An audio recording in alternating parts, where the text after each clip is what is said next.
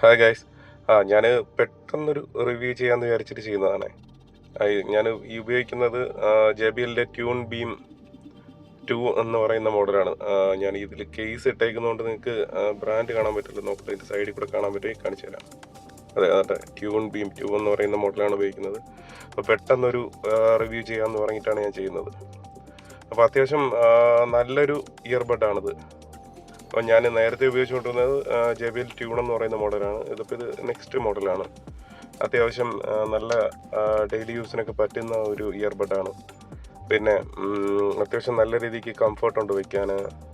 പിന്നെ ഒരു 48 മണിക്കൂർ ബാക്കപ്പ് പറയുന്നുണ്ട്. അത് പക്ഷേ കേസിലാണ്. നിങ്ങൾക്ക് ഇയർബഡിൽ മാത്രമാണെങ്കിൽ 10 തൊട്ട് 12 മണിക്കൂർ വരെയാണ് കമ്പനി പറയുന്നത്. ഞാൻ അങ്ങനെ അത്രയും നേരം ഇത് ഉപയോഗിച്ചിട്ടില്ല. ഞാൻ മാക്സിമം ഒരു 2 മണിക്കൂറൊക്കെയാണ് ഉപയോഗിച്ചിട്ടുള്ളത്. പിന്നെ നമ്മുടെ നേരത്തെയുള്ള ട്യൂൺ ബീം വെച്ച് അപേക്ഷിച്ച് നോക്കുമ്പോൾ ഇത് കുറച്ചുകൂടെ നല്ല കോമ്പാക്റ്റാണ്.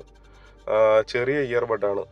അതായത് നിങ്ങൾക്കിത് എടുത്ത് കാണിച്ചു തരാം. ഒരു മിനിറ്റ്.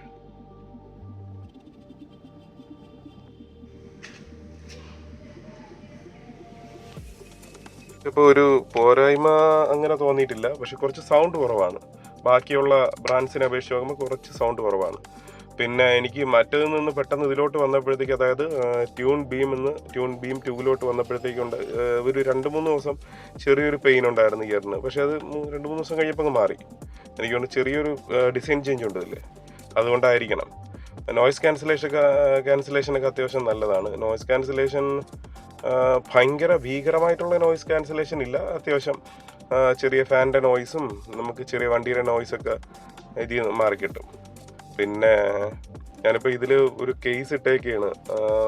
കാര്യം ഇത് ഒരേതിരിക്കാൻ വേണ്ടിയിട്ടൊരു കേസ് ഇട്ടേക്കുന്നതുകൊണ്ടാണ് ഇതിങ്ങനെ ഇരിക്കുന്നത്. ഈ ഒരു ബ്രാൻഡിൻ്റെ കേസാണ് ഇട്ടേക്കുന്നത്, കൊക്കൂൺ എന്ന് പറയുന്നത്. അത്യാവശ്യം നല്ലൊരു ഇയർബഡാണ്. നിങ്ങൾക്ക് എല്ലാവർക്കും കൺസിഡർ ചെയ്യാവുന്ന ഒരു ഇയർബഡാണിത്. JBL tune beam 2. പിന്നെ ഞാനൊരു എക്സാമ്പിളായിട്ട്, ഞാനിപ്പോൾ ഒരു ഔട്ട്ഡോർ കണ്ടീഷനിലാണ് നിൽക്കുന്നത്. അപ്പോൾ ഞാനിപ്പോൾ ഇയർബഡ് വെച്ചിട്ടാണ് സംസാരിക്കുന്നത്. അപ്പോൾ നിങ്ങൾക്ക് ഔട്ട്ഡോറിൽ എങ്ങനെയാണെന്നുള്ളത് ചെറുതായിട്ടൊന്ന് മനസ്സിലാക്കാൻ വേണ്ടിയിട്ടാണ് വെച്ച് കാണിക്കുന്നത്.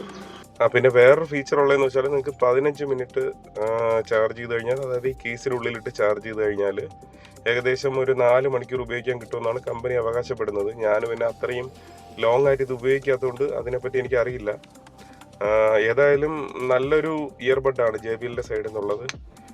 ഇതിൻ്റെ വിലയെന്ന് പറയുന്നത്, എനിക്ക് കിട്ടിയ പ്രൈസ് എന്ന് പറയുന്നത് 4599 രൂപയ്ക്കാണ്. പലപ്പോഴും ആമസോണിലും ഫ്ലിപ്കാർട്ടിലൊക്കെ പല ഓഫറിൽ വരുന്നുണ്ട്. അപ്പോൾ നല്ലൊരു ബെറ്റർ പ്രൈസിൽ കിട്ടുവാണെങ്കിൽ, അതായത് ഒരു അണ്ടർ 4000 റേഞ്ചിൽ നല്ലൊരു ഹെഡ്ഫോൺ ആയിരിക്കും, അതായത് ഇയർബഡ് ആയിരിക്കും. നിങ്ങൾക്ക് എല്ലാവർക്കും അത്യാവശ്യം അഫോർഡബിൾ ആയിട്ട് കിട്ടുവാണെങ്കിൽ കൺസിഡർ ചെയ്യാൻ പറ്റുന്ന ഒരു ഇയർബഡാണിത്. Okay, have a nice day.